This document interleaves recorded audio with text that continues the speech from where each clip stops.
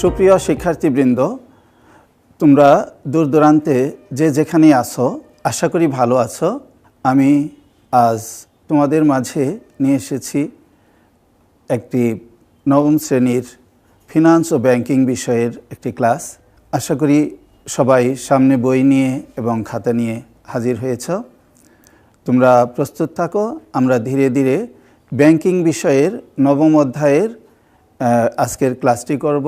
এটি হচ্ছে ব্যাংকিং ব্যবসায় ও তার ধরন।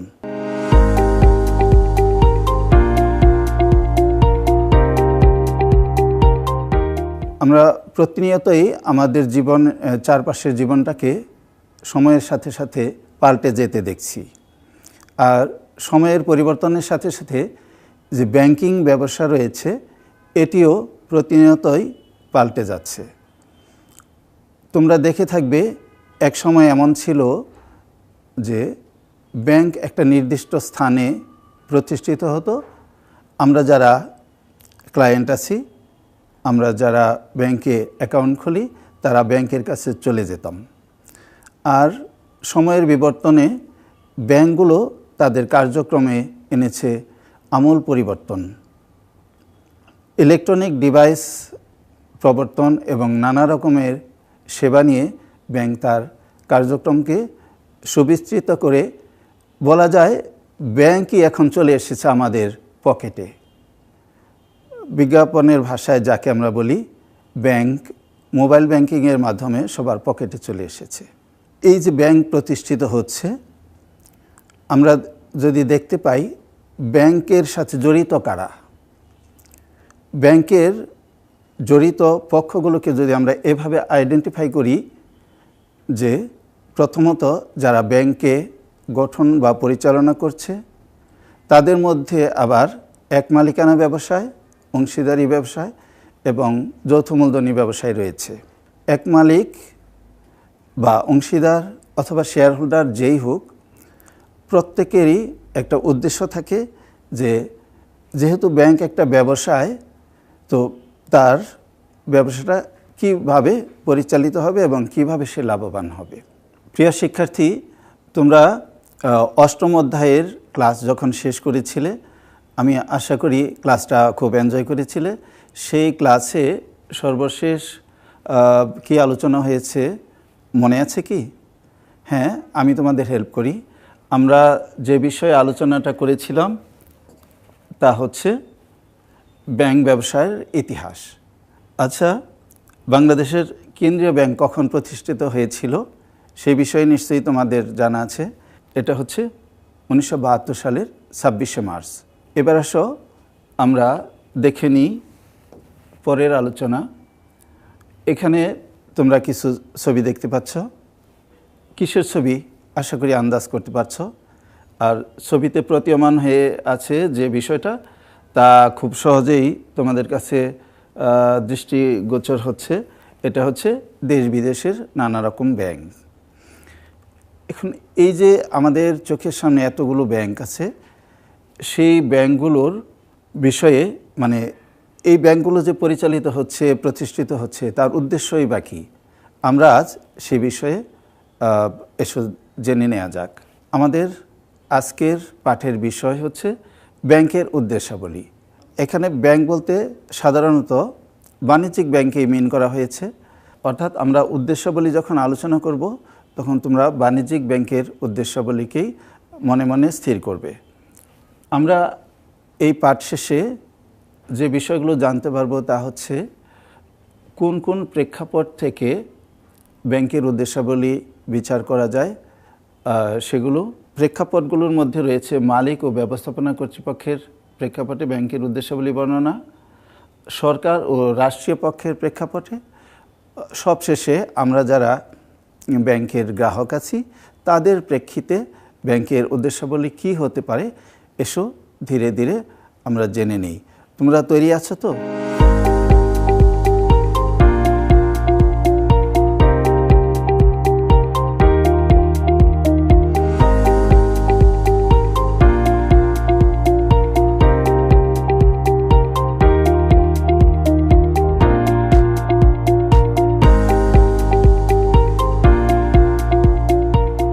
আমি জানি তোমরা এরই মধ্যে মনে মনে এগুলোর উত্তর খুঁজে বের করতে শুরু করেছ।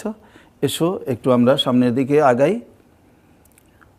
আমরা ইতিমধ্যে জেনেছি সময়ের বিবর্তনের সাথে সাথে ব্যাংক তার কার্যক্রমে পরিবর্তন এনেছে এবং অত্যাধুনিক সব সেবা এবং কর্মসূচি দিয়ে ব্যাংক তার কার্যক্রমকে জনগণের দোরগোড়ায় পৌঁছে দিচ্ছে। সেই সাথে আমরা জানি যে মানুষ সময়ের সাথে সাথে তাদের রুচির এবং পছন্দের পরিবর্তন হয়।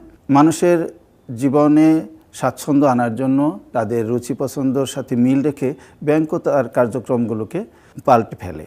ব্যাংকের এই উদ্দেশ্যাবলীকে সামনের দিকে নিয়ে আসি। দেখি আমরা ছবিতে দেখতে পাচ্ছি এটিএম বুথ এবং মোবাইল ব্যাংকিং। আশা করি তোমরা বুঝতে পারতেছো যে পূর্বকালে এগুলো ব্যাংকের কার্যক্রমের সাথে যুক্ত ছিল না। এগুলো আসলে ইদানিংকালে ব্যাংকের কর্মসূচির সাথে জড়িত হয়েছে। কিন্তু ব্যাংক কেন এই কাজগুলোকে তাদের কর্মসূচির আওতায় এনেছে, উদ্দেশ্যই বা কী, আমরা ধীরে ধীরে তাই জানতে চেষ্টা করব। তাহলে আমরা ব্যাংকের এই যে উদ্দেশ্যাবলী তাকে তিনটি প্রেক্ষাপট থেকে আলোচনা করতে পারি। প্রেক্ষাপটগুলো হচ্ছে মালিক ও ব্যবস্থাপনা কর্তৃপক্ষের প্রেক্ষাপট, সরকার ও রাষ্ট্রীয় পক্ষের দৃষ্টিকোণ থেকে এবং ব্যাংক গ্রাহকদের দৃষ্টিকোণ থেকে ব্যাংকের উদ্দেশ্যাবলী আলোচনা করা যায়। মালিক সাধারণত মালিক বা ব্যবস্থাপক যারা, তারা আসলে কি জানতে চায়? তারা ব্যাংক প্রতিষ্ঠা করে দেখতে চায়। তোমরা নিশ্চয়ই অবগত আছো যে যারা ব্যাংক প্রতিষ্ঠা করে তারা একটা নির্দিষ্ট উদ্দেশ্যে প্রতিষ্ঠা করে। সেটা কি? ব্যাংক তো এক ধরনের ব্যবসায়। তো ব্যবসায়ীর প্রধান উদ্দেশ্য হলো মুনাফা অর্জন করা। আর ব্যাংক তার যে বিনিয়োগ, এখানে একটু বলে নেই, তোমরা অবশ্যই অবগত আছে যে ব্যবসা সাধারণত এক মালিকানা, অংশীদারি এবং যৌথ মূলধনী তিন ধরনেরও প্রেক্ষিতে ব্যাংক ব্যবসা গড়ে তোলে। এবং এক মালিক হোক, অংশীদার হোক অথবা শেয়ার হোল্ডার হোক, যেই হোক, তার বিনিয়োগ যথাযথভাবে ব্যবহার হচ্ছে কিনা এবং সেখান থেকে তার কাঙ্ক্ষিত মাত্রায় মুনাফা অর্জন হচ্ছে কিনা সেটা তারা জানতে চেষ্টা করে। এখানে বিনিয়োগের সাথে মুনাফা অর্জনের যে বিষয়টা আমি একটু ব্যাখ্যা করি। এটা হচ্ছে ব্যাংক মালিক বা ব্যবস্থাপক কর্তৃপক্ষ সেটাকেই তাদের প্রত্যাশা অনুযায়ী মুনাফা বলবে, কমপক্ষে যাতে তার সুযোগ ব্যয়ের সমান মুনাফা অর্জন হয়। এখানে সুযোগ ব্যয় বলতে বোঝাচ্ছে যে মালিক যদি তার বিনিয়োগটা এই ব্যাংকে না করে অন্য কোথাও বিনিয়োগ করত, তাহলে যে পরিমাণ মুনাফা তার অর্জিত হতো, এই ব্যাংকে বিনিয়োগ করার মাধ্যমে কমপক্ষে সেই পরিমাণ মুনাফা অর্জন হচ্ছে কি, সেই বিষয়টাই ব্যাংক আসলে মালিক কর্তৃপক্ষ জানতে চাবে। তাছাড়া পরে রয়েছে সুনাম অর্জন। ব্যাংক কর্তৃপক্ষ তার যে সমস্ত লোক নিয়োজিত আছে ব্যাংকে, তোমরা আশা করি বুঝতে পারতেছ যে ব্যাংকের সুনাম হচ্ছে মালিকের সুনাম।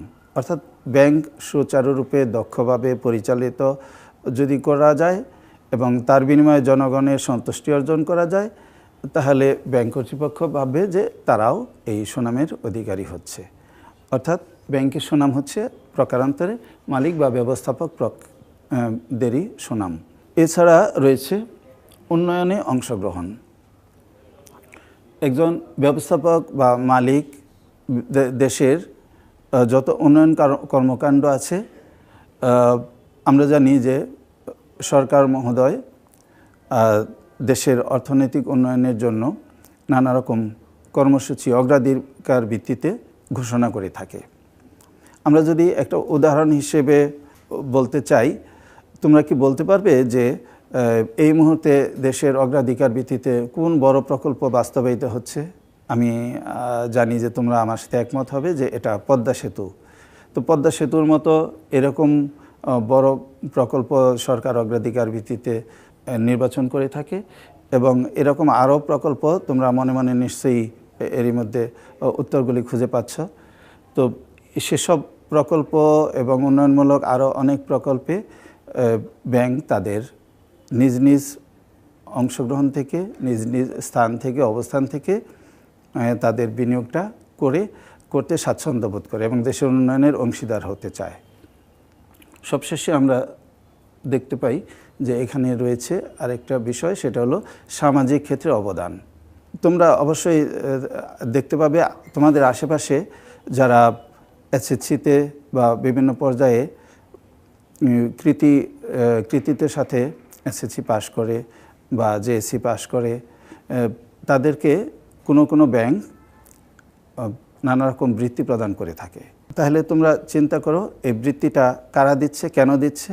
হ্যাঁ, এটা হচ্ছে আসলে মালিক পক্ষের এক ধরনের সামাজিক ক্ষেত্রে অবদানের অংশ। সাধারণত আমরা যখন দেখি কোনো প্রাকৃতিক দুর্যোগ হয়, ব্যাংক কর্তৃপক্ষ তাদের উল্লেখযোগ্য একটা টাকা প্রধানমন্ত্রীর ত্রাণ তহবিলে বা এরকম ক্ষেত্রে জমা দিয়ে থাকে। এসব কি আসলে তাদের সামাজিক ক্ষেত্রে অবদানের অংশ নয়? তোমরা এতক্ষণে বুঝতে পেরেছ যে ব্যাংকের মালিক ও ব্যবস্থাপনা কর্তৃপক্ষের প্রেক্ষাপটে ব্যাংকের উদ্দেশ্য কী। এসো আমরা সামনের দিকে এগিয়ে আরেকবার একটু মিলিয়ে নেই। তহবিলের বিনিয়োগ ও মুনাফা অর্জন ছিল মালিক ও ব্যবস্থাপনা কর্তৃপক্ষের দৃষ্টিকোণ থেকে তাদের প্রথম উদ্দেশ্য।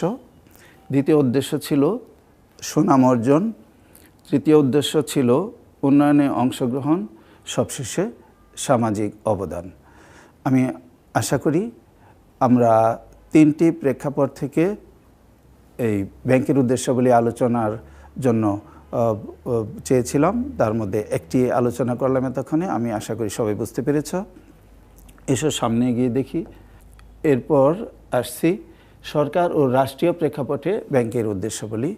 সরকার দেশে যে সমস্ত উদ্দেশ্যে ব্যাংক প্রতিষ্ঠা করার অনুমতি দেয়, তোমরা ইতিমধ্যে জেনেছ যে আসলে সরকারের পক্ষ হয়ে কেন্দ্রীয় ব্যাংক বাণিজ্যিক ব্যাংকগুলোকে অনুমোদন দিয়ে থাকে এবং কোনো বাণিজ্যিক ব্যাংকই বৈধ হবে না, সে যে নামেই পরিচালিত হোক, যদি তার কেন্দ্রীয় ব্যাংকের কোনো রকম অনুমোদন না থাকে। যাই হোক, প্রথম সরকার ও রাষ্ট্রীয় পক্ষের প্রেক্ষাপটে ব্যাংকের উদ্দেশ্যের প্রথমটি হচ্ছে নোট ও মুদ্রার প্রচলন।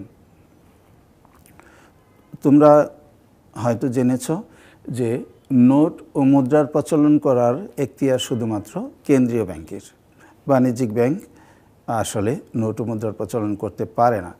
তবু এখানে বিষয়টা তাহলে কেন আসলো? এটা এই জন্যই যে নোট বলতে শুধুমাত্র কাগজের নোটই বোঝায় না। এখানে আমরা জানি যে ধরে নাও তুমি তোমার ব্যাংকে 1 লক্ষ টাকা আছে, তুমি তোমার বাবা বা পরিবারের লোকজনের সাথে গেলে একটা কম্পিউটার কিনতে। এখন কম্পিউটারের মূল্য মনে করো 60,000 টাকা। এখন এই 60,000 টাকা তুমি ব্যাংকে চেকের মাধ্যমে পরিশোধ করে দিলে। তোমার কি মনে প্রশ্ন হয়েছে যে তাহলে এখানে ব্যাংকের চেকটা কিভাবে ব্যবহৃত হলো, কি হিসেবে? হ্যাঁ, ঠিক ধরেছ। আসলে এটা হচ্ছে বিনিময়ের আরেকটি মাধ্যম।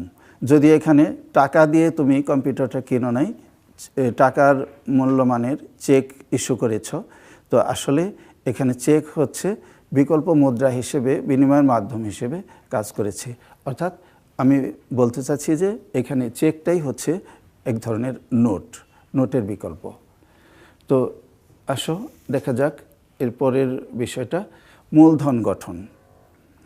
আমরা যারা গ্রাহক আছি, আমরা যারা ক্ষুদ্র সঞ্চয়ী, বিভিন্ন পরিবারে, তুমি যেমন একটা পরিবারে এখন বসে আছো, এরকম প্রত্যেক পরিবারের এই কারো না কারো ব্যাংকে হিসাব রয়েছে। এই হিসাবগুলোর মাধ্যমে আমরা কি করি? আমাদের ক্ষুদ্র সঞ্চয়গুলোকে ব্যাংকে জমা রাখি। আর এই ক্ষুদ্র ক্ষুদ্র সঞ্চয়গুলো ব্যাংক একত্রে সংগ্রহ করে কি করে? তারা একত্রে করে বড় ব্যবসায়ী অথবা ঋণগ্রহীতা যারা আছে, দেশের উন্নয়ন কর্মকাণ্ডে বিনিয়োগ করবে, তাদেরকে ঋণ হিসেবে দেওয়া হয় সুদের বিনিময়ে। এবং তাদেরকে যে ঋণ দেওয়া হয়, এতে করে কি হলো, তোমরা আশা করি বুঝতে পেরেছো যে সঞ্চয়গুলো এখানে মূলধনে রূপান্তরিত হলো। অর্থাৎ এভাবে ব্যাংকগুলো কি করছে, আমাদের ক্ষুদ্র সঞ্চয়গুলো একত্রিত করে মূলধন গঠনে সরকার এবং রাষ্ট্রকে সহায়তা করছে। আশা করি বুঝতে পেরেছ। এসো দেখা যাক পরের পয়েন্ট, বিনিয়োগ ও শিল্পায়ন। দেশের যত উন্নয়ন কর্মকাণ্ড হচ্ছে এর পিছনে রয়েছে বিনিয়োগ।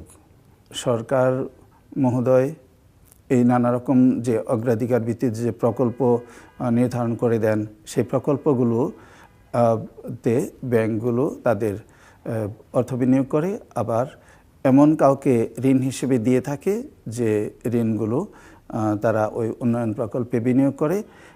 এতে করে দেশের উন্নয়ন সংগঠিত হয় এইভাবে যে তারা দেশের উৎপাদনমূলক কাজ যখন বিনিয়োগ করে তখন উৎপাদন বৃদ্ধি পায়, দেশের জাতীয় আয় বৃদ্ধি পায়। আশা করি বুঝতে পেরেছ। এরপর আসে মুদ্রাবাজার নিয়ন্ত্রণ। দেশের মুদ্রাবাজার নিয়ন্ত্রণে অন্যতম কর্তৃপক্ষ হচ্ছে কেন্দ্রীয় ব্যাংক।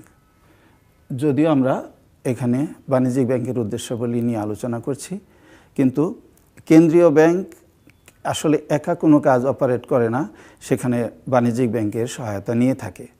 একটা উদাহরণ হিসেবে ধরা যাক, ধরো জনগণের পকেটে প্রচুর টাকা রয়েছে, বাজারে গিয়ে তারা কাঙ্ক্ষিত জিনিস কিনতে আগের চেয়ে বেশি টাকা ব্যয় হচ্ছে।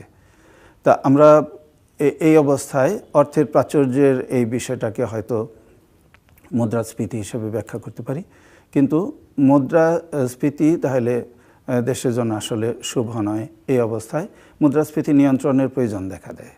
সেটা কে করবেন? সেটা কেন্দ্রীয় ব্যাংক করবেন। কার সহায়তায়? তোমরা নিশ্চয়ই ধারণা করতে পারছো, বাণিজ্যিক ব্যাংকের সহায়তায়। প্রিয় শিক্ষার্থীবৃন্দ, এটা কিভাবে করা সম্ভব? একটা উদাহরণ হিসেবে ধরা যাক, সরকার চাচ্ছে যে জনগণের কাছে যে অর্থের প্রাচুর্য, এটাকে কিছুটা নিয়ন্ত্রণ করে ব্যাংকের কাছে নিয়ে যাওয়া। তখন ব্যাংক কর্তৃপক্ষকে নির্দেশ দেওয়া হবে এইভাবে যে ব্যাংকের সুদের হার বাড়িয়ে দেওয়া হোক। তো ব্যাংকের সুদের হার যখন বেড়ে যাবে, জনগণ তার উদ্বৃত্ত অর্থ যা কমোডিটি বা পণ্যদ্রব্য কেনার কাজে ব্যয় করত তা না করে উদ্বৃত্ত সঞ্চয়টা ব্যাংকে নিয়ে জমা করবে। আশা করি বুঝতে পেরেছ। তো তখন জনগণের এই টাকাটা ব্যাংকের কাছে জমা হয়ে যাবে। এভাবে মুদ্রাবাজারকে নিয়ন্ত্রণ করা যায়। এরপরে আসি কর্মসংস্থান। আমরা জানি যে আমরা একটা জনবহুল দেশে বাস করি এবং আমাদের দেশে শিক্ষিত এবং অশিক্ষিত প্রচুর লোক রয়েছে যারা কর্মহীন। তবে সরকার উদ্যোগ নিচ্ছে কিভাবে এদেরকে কর্মসংস্থানের আওতায় আনা যায়। তো তোমরা জেনে খুশি হবে যে বাণিজ্যিক ব্যাংকগুলো প্রায়শই চেষ্টা করে যে এমন কোনো প্রকল্প মাঝে বিনিয়োগ করতে যেগুলো মূলধন নির্ভর প্রযুক্তি নয়, যেখানে শ্রম নির্ভর প্রযুক্তি বেশি। অর্থাৎ শ্রম নির্ভর প্রযুক্তি অর্থাৎ কোনো একটা প্রকল্পে যেখানে বেশি লোকের কর্মসংস্থানের ব্যবস্থা হবে, সেই বিষয়টা তাকে তারা গুরুত্ব দিয়ে থাকে। এতে করে কি হবে? প্রকল্পের বেশি লোকের কর্মসংস্থান হবে এবং ব্যাংকের যে উদ্দেশ্য সেটাও বাস্তবায়িত হবে। আমি আশা করি তোমরা সরকার ও রাষ্ট্রীয় পক্ষের প্রেক্ষাপটে ব্যাংকের উদ্দেশ্যাবলী এতক্ষণে বুঝতে পেরেছ। তবু আরেকবার মিলিয়ে দেখা যাক। সরকার ও রাষ্ট্রীয় পক্ষের প্রেক্ষাপটে ব্যাংকের উদ্দেশ্যাবলী ছিল নোট ও মুদ্রার প্রচলন, বিনিয়োগ ও শিল্পায়ন, মূলধন গঠন, মুদ্রাবাজার নিয়ন্ত্রণ ও কর্মসংস্থান। কি তোমাদের মনে থাকা এই উত্তরগুলোর সাথে মিলে গেছে না? আশা করি সবাই আমার সাথে একমত হবে। হ্যাঁ, আসো সামনের দিকে এগিয়ে যাই। এরপর আসে আমরা যারা গ্রাহক, অর্থাৎ আমরা যারা ব্যাংকে হিসাব খুলে থাকি, তাদের প্রেক্ষাপটে ব্যাংকের উদ্দেশ্যাবলী কি কি?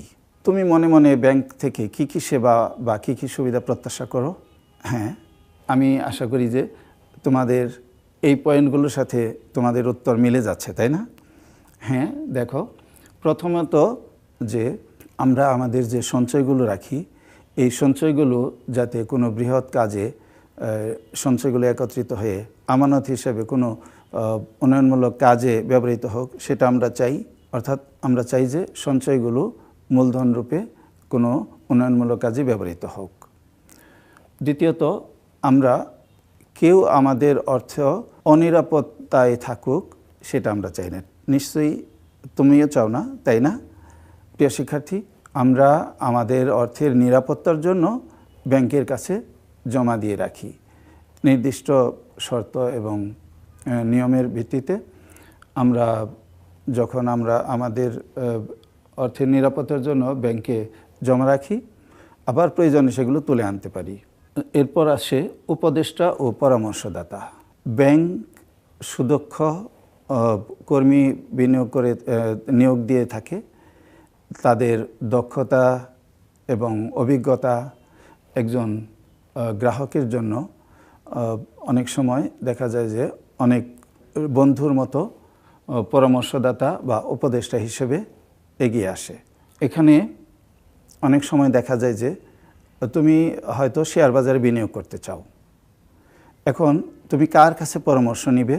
তুমি যদি চাও, হ্যাঁ, ব্যাংক তোমার পাশে বন্ধুর মতো এসে উপদেষ্টা বা পরামর্শদাতা হিসেবে দাঁড়াতে পারে, কারণ ব্যাংকের রয়েছে দক্ষ এক কর্মীবৃন্দ, তারা এই বিষয়ে পারদর্শী। কাজেই তুমি নিঃসন্দেহে ব্যাংকে তোমার উপদেষ্টা বা পরামর্শদাতা হিসেবে বেছে নিতে পারো। এরপরে দেখতে পাচ্ছি প্রতিনিধি ও ওসি। তোমাদের কাছে একটা প্রশ্ন তুলে ধরি। ধরো তুমি একজন ধনাঢ্য ব্যক্তি, ঢাকায় তোমার একটা বাড়ি আছে, লন্ডনেও একটা বাড়ি আছে। লন্ডনে বাড়িতে তুমি অবস্থান করবে, ঢাকার বাড়ি যে ভাড়া উত্তোলন করা, এর জন্য তোমার কাছের কেউ নাই, তাহলে তুমি কাকে দায়িত্ব দিবে? এইখানে ব্যাংক এই দায়িত্বটা সুচারুরূপে পালন করতে পারে। ব্যাংকে তোমার যে হিসাব রয়েছে, ব্যাংক তোমার হয়ে ভাড়াটিয়াদের কাছ থেকে ভাড়া সংগ্রহ করে সেগুলো তোমার হিসাবে জমা রাখতে পারে। সামান্য সার্ভিস চার্জের বিনিময়ে ব্যাংক এই কাজ করে দিতে পারে। এটা অর্থাৎ ব্যাংক হচ্ছে এখানে তোমার প্রতিনিধি। আমি আশা করি তোমরা প্রতিনিধি ও ওসি বিষয়টা বুঝতে পেরেছ। অর্থ স্থানান্তর। অনেক সময় আমাদের নানা প্রয়োজনে দেশে বা বিদেশে এক স্থান থেকে আরেক স্থানে টাকা স্থানান্তর করার প্রয়োজন হয়। এই ক্ষেত্রে ব্যাংক আমাদের এই কাজটি খুব সহজেই করে দিতে পারে। অর্থাৎ ব্যাংকের অন্যতম একটা কাজ হচ্ছে অর্থ স্থানান্তর করা। তো এই উদ্দেশ্য বাণিজ্যিক ব্যাংকের অন্যতম একটা উদ্দেশ্যের মধ্যে পড়ে। ধরো তুমি তোমার আত্মীয়ের কাছে খুলনায় টাকা পাঠাবে, ঢাকা থেকে খুলনায়। এখন খুলনায় টাকা পাঠাতে অন্যান্য মাধ্যমের চেয়ে ব্যাংক একটি বেশি নির্ভরযোগ্য প্রতিষ্ঠান। অর্থাৎ ব্যাংকের মাধ্যমে সহজেই তুমি এই টাকা এক জায়গা থেকে আরেক জায়গায় স্থানান্তর করতে পারো। সবশেষে জীবনযাত্রার মান উন্নয়ন। ব্যাংক তার নানাবিধ কর্মসূচি এবং সুযোগ সুবিধা বাড়িয়ে গ্রাহকের আরও কাছে আসার চেষ্টা করছে। তোমরা প্রতিনিয়তই তোমাদের চারপাশে যদি তাকাও, দেখতে পাবে যে ব্যাংক এখন ইন্টারনেটে বিশ্বের এক জায়গা থেকে আরেক জায়গায় অ্যাকাউন্ট থেকে অ্যাকাউন্টের টাকা ট্রান্সফার সহ টাকা উত্তোলন জমা দেওয়া সম্ভব হচ্ছে। এটা হচ্ছে ইন্টারনেট ব্যাংকিং। মোবাইল ব্যাংকিংয়ের কথা তোমরা জানো। এভাবে দেখা যাচ্ছে ব্যাংক আমাদের জীবনযাত্রাকে সহজ করে দিচ্ছে। এখন এই মুহূর্তে দেশের যে অবস্থা, হয়তো দেখা যাচ্ছে যে তোমরা সবাই ঘরে বসে আসো, কিন্তু তোমাদের অর্থের প্রয়োজন। তুমি ব্যাংকের সাথে মোবাইলের মাধ্যমে সহজেই অর্থের লেনদেন করতে পারো। এই যে বিষয়টি, এটি আমাদের জীবনযাত্রাকে সহজ করে তুলছে নাকি? হ্যাঁ প্রিয় শিক্ষার্থীবৃন্দ, আমার সাথে আশা করি তোমরাও একমত যে আমাদের ব্যাংক হচ্ছে তাদের কর্মসূচি দিয়ে, উদ্দেশ্য দিয়ে আমাদের জীবনযাত্রাকে সহজ এবং জীবনযাত্রার মান আরও উন্নত করে তুলছে। তাহলে আরেকবার মিলিয়ে দেখা যাক যে আমরা যারা গ্রাহক আছি তাদের পক্ষ থেকে ব্যাংক আসলে কি সুবিধা বা দিয়ে থাকে, বা এই ক্ষেত্রে ব্যাংকের উদ্দেশ্য কি হয়ে থাকে। আমানত গ্রহণ, নিরাপত্তা, উপদেষ্টা হিসেবে এবং প্রতিনিধি অর্থ স্থানান্তর এবং জীবনযাত্রার মান উন্নয়ন, আশা করি এই বিষয়গুলো তোমাদের কাছে পরিষ্কার হয়েছে। প্রিয় শিক্ষার্থীবৃন্দ, আমরা আজকের ক্লাসে এতক্ষণ যে আলোচনাগুলো করলাম এ শোনা একটু মিলিয়ে দেখি তোমাদের মনে আছে কি না। তোমরা আশা করি এই প্রশ্নগুলোর উত্তর আমার সাথে মিলিয়ে নিবে এবং একমত হবে। কয়টি গোত্রের প্রেক্ষাপটে ব্যাংকের উদ্দেশ্যাবলী আলোচনা করা যায়? উত্তর মনে আছে না? হ্যাঁ, তোমরা নিশ্চয়ই একটু চিন্তা করলেই উত্তর পেয়ে যাবে। উত্তরটা হচ্ছে 3টি গোত্রের। ব্যাংকের মাধ্যমে মালিক কীভাবে সামাজিক উন্নয়নে অবদান রাখতে পারে? তোমরা ক্লাসটা ভালো করে শুনেছ, এই জন্য আমি আসলে প্রত্যাশা করছি যে তোমরা অবশ্যই বলতে পারবে উত্তরটি। তারপরেও আমার সাথে একটু মিলিয়ে দেখো। এখানে আমি লিখেছি কৃতি শিক্ষার্থীদের বৃত্তি প্রদান, বৃক্ষরোপণ, আরও অনেক ধরনের কর্মসূচির মাধ্যমে ব্যাংকের মালিক সামাজিক উন্নয়নে অবদান রাখতে পারে, তাই না? তোমাদের মতামত অবশ্যই কিশোর বাতায়নে লিখে জানাবে। তোমাদের বলার মতো অনেকগুলো পয়েন্ট আছে, আশা করি সেটি শেয়ার করবে। তোমাদেরকে কিশোর বাতায়নে বসে তোমার মতামত জানানোর জন্য অনুরোধ জানাচ্ছি। ব্যাংক কীভাবে নোট মুদ্রার প্রচলন করে? আশা করি তোমরা এরই মধ্যে জেনেছ। তারপরেও উত্তর মিলিয়ে নিই। চেক ইস্যু করে। চেকটাকে আমরা বলেছি বিকল্প মুদ্রা, নোটের বিকল্প হিসেবে এটি আমাদের বিনিময়ের মাধ্যম হিসেবে কাজ করে। ব্যাংক কীভাবে মূলধন গঠনে সাহায্য করে? এটি তোমরা ইতিমধ্যে জেনেছ। এসো উত্তর মিলিয়ে নেওয়া যাক। ক্ষুদ্র ক্ষুদ্র সঞ্চয় আমানত হিসেবে সংগ্রহ করে বড় প্রতিষ্ঠানকে ঋণ দিয়ে মূলধন গঠনে সাহায্য করে।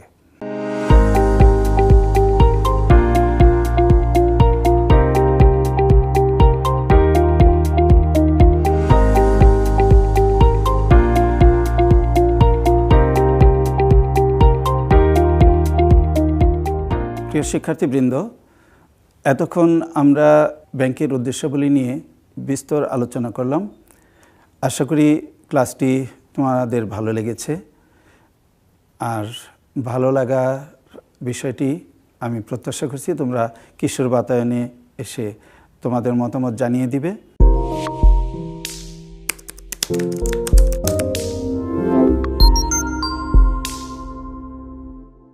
চাইলে তোমাদের কুইজের অংশ নিতে পারো। তো তোমাদের জন্য একটা বাড়ির কাজ রেখে দিয়েছি।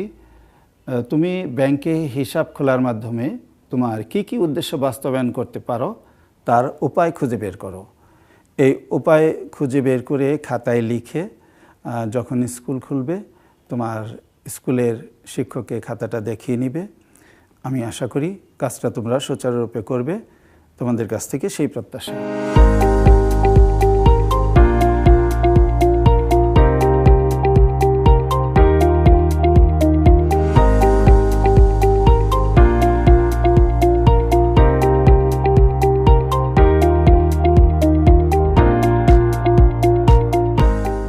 সবাই যে যেখানে আছো সুস্থ থাকো, ভালো থাকো এবং এই সময়ে বাসায় বসে অযথা সময় নষ্ট না করে তোমরা আরও বেশি বেশি পড়াশোনায় মনোযোগী হও এবং সবাইকে নিয়ে সুস্থ থাকো, এই প্রত্যাশা ব্যক্ত করে আমার আজকের ক্লাস এখানেই শেষ করছি। সবাইকে ধন্যবাদ।